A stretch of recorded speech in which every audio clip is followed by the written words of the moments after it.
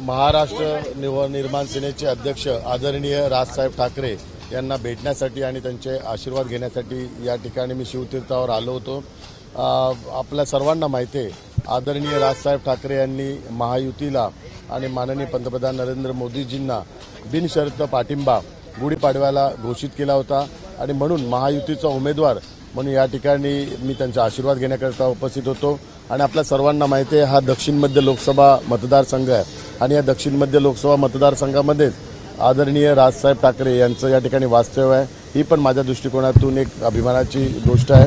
आणि एक दुसरं माझं भाग्य आहे की 18 वर्षानंतर महाराष्ट्र नवनिर्माण सेनेच्या स्थापनेनंतर आदरणीय राजसाहेब ठाकरे महायुतीचा उमेदवार म्हणून पहिल्यांदाच म्हणजे 18 वर्षानंतर धनुष्यबाणावर वोटिंग करणार आहे। हे पण मी माझं भाग्य समजतो महायुतीचा उमेदवार म्हणून। आणि त्यांच्यासोबत आणि संदीप देशपांडे आम्ही सर्वजण त्यासोबत होतो, आमदार सदा सरवणकर, तुकाराम काते, त्यांच्यासोबत निवडणुकीच्या संदर्भातल्या चर्चा केल्या आणि त्यांनी काही महत्त्वाच्या सूचना निवडणुकीसंदर्भात मला दिलेल्या आहेत। त्या सूचनांचं निश्चितपणे मी निवडणुकीच्या माध्यमातून त्याची अंमलबजावणी केली। 17 मेला त्यांनी महायुतीच्या माध्यमातून जो पाठिंबा दर्शवलेला आहे तोच एक प्रकारचा प्रचार आहे। त्यांच्या पाठिंब्यामुळेच प्रचाराचं स्वरूप लाभलेलं आहे आणि आता संदीप देशपांडे आणि सर्व महाराष्ट्र नवनिर्माण सेनेचे सर्व वरिष्ठ पदाधिकारी यांच्याबरोबर आता आम्ही चर्चा करणार आहोत आणि लोकसभेच्या प्रचारात त्यांची भूमिका काय असणार, संपूर्ण वॉर्ड अध्यक्षापासूनच्या सगळ्यांचा प्रचार मोहिमेत कसा सहभाग असावा याची रूपरेषा संदीप देशपांडे जे दक्षिण मध्य लोकसभेचे समन्वयक आहे त्यांच्या नेतृत्वाखाली आता ठरवण्यात येईल। 17 मेला मोठी सभा होणार आहे शिवाजी पार्कला। या सभेला पंतप्रधान नरेंद्र मोदी देखील येणार का? कारण त्या सभेसाठी मैदानाचं बुकिंग जे आहे ते मनसेकडनं करण्यात आलेले। तीच सभा महायुतीची सभा होईल का आणि त्या सभेमध्ये राज ठाकरे देखील येतील का? 17 मेला लोकसभेच्या निमित्ताने या ठिकाणी शिवाजी पार्क बुक करण्यात आलेलं आहे। त्या ठिकाणी महायुतीच्या माध्यमातून सभाचं आयोजन करण्यात आलेलं आहे। निश्चित स्वरूपात महायुतीचे सर्व वरिष्ठ नेते त्या सभेला उपस्थित असणार। आदरणीय राजसाहेब ठाकरे यांच्या माध्यमातून त्या सभेचं आयोजन होईल। लवकरच त्या संदर्भातली घोषणा प्रसार माध्यमांच्या माध्यमातून केली जाईल। या मतदारसंघामध्ये जवळपास 80 ते 1 लाख मतं आहेत मनसेची, याचा फायदा होईल तुम्हाला? महाराष्ट्र नवनिर्माण सेना के आदरणीय राजसाहेब ठाकरे, इनको आज मैं यहाँ पे मिलने को आया और आशीर्वाद लेने के लिए आया हूँ।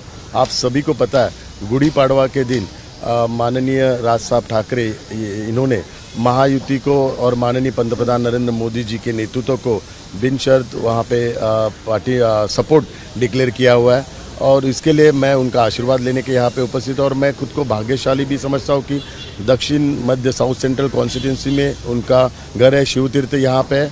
और 18 साल महाराष्ट्र नवनिर्माण स्थापना के बाद 18 साल के बाद पहली बार वो महायुति के उम्मीदवार के नाते मुझे धनुष्यबाण चिन्ह पे वो वोटिंग करने वाले, तो ये भी मेरे लिए एक भाग्यशाली क्षण है।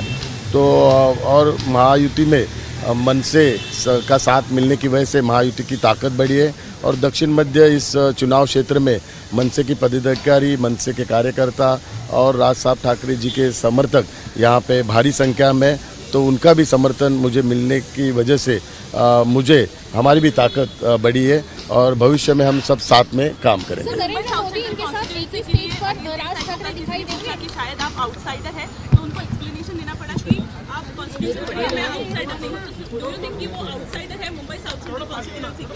आप सभी को पता है, जो चुनाव लड़ते हैं तो उनको उसी चुनाव क्षेत्र का रेसिडेंस एड्रेस चाहिए और नहीं तो उनको जो भी उसके नॉमिनेशन उनको देते हैं तो उनके भी रेसिडेंट जो है उनकी एड्रेस चाहिए रहते हैं।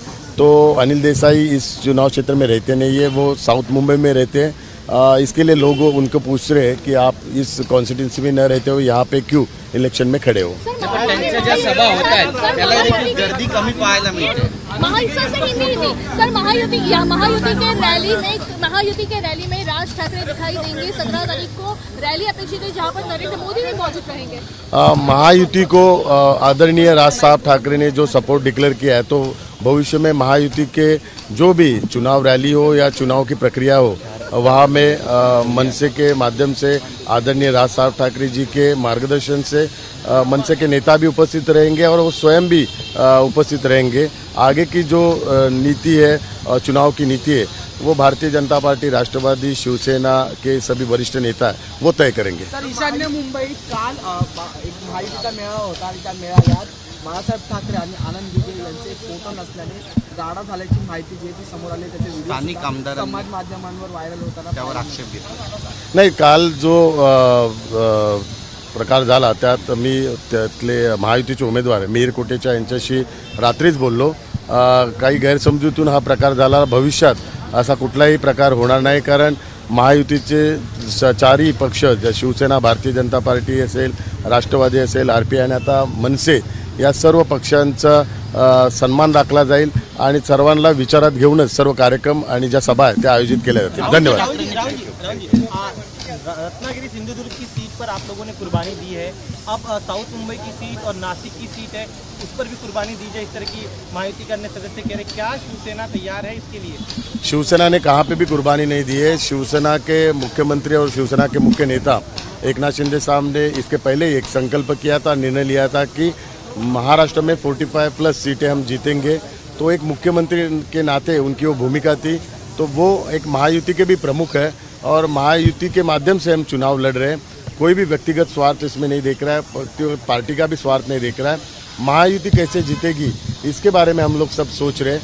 तो इसमें किसी की कुर्बानी नहीं, इसमें किसी का बलिदान नहीं, इसमें सभी का योगदान है महायुति बढ़ाने का और 45 सीट जीतने का। धन्यवाद।